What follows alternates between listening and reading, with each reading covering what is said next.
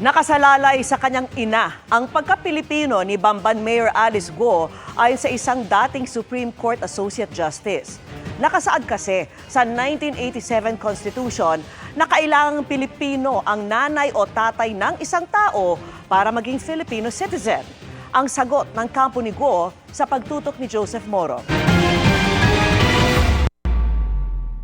Ako po isang Filipino. Is this mayor a Chinese spy? Pilipino o espiya ng China?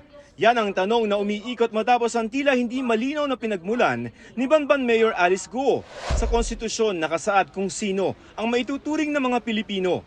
Ayon kay dating Supreme Court Associate Justice Vicente Mendoza, sakop dati ng 1973 Constitution si Guo na ipinanganak noong July 12, 1986, bago ang ratifikasyon o bisa ng 1987 Constitution noong Pebrero 1987. Sa ilalim ng 1973 Constitution, ang mga Pilipino ay yung mga citizens na ng Pilipinas na maratipikahan ang 1973 Constitution, mga anak ng Pilipinong tatay o nanay.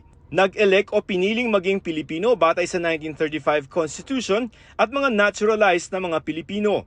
Pero nabago na rin ito dahil pinalitan na ang 1973 Constitution ng 1987 Constitution kung saan importante ang citizenship ng nanay ni Guo. Para masabing Filipino citizen, kailangan lamang anak ng isang Pilipinong tatay o Pilipinong nanay ang isang tao. Ayon kay Guo, Chinese ang kanyang ama, kaya nakasalalay ang kanyang pagka-Pilipino sa nanay niya. Sa ilalim ng kasalukuyan or 87 Constitution, Yes, sir. sapat na, it is enough that a person was born of a Filipino mother.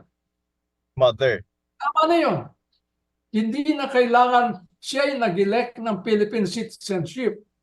Pero tila misteryo kung sino ang nanay niya. Ayon sa Senado, walang record ng kapanganakan ang kanyang mga magulang sa Philippine Statistics Authority o PSA kahit ang umano'y pagpapakasal ng dalawa. In the first place, totoo bang Pilipino nanay niya? Kasi pwedeng yan ay planted lamang. Ha? Meron nga ba siyang Filipino mother? Okay. O yung ba'y isa lamang sinulpot lamang dyan, tiga-dayuhan talaga siya. No record walang record ganyan. Tiga saan bang nanay niya?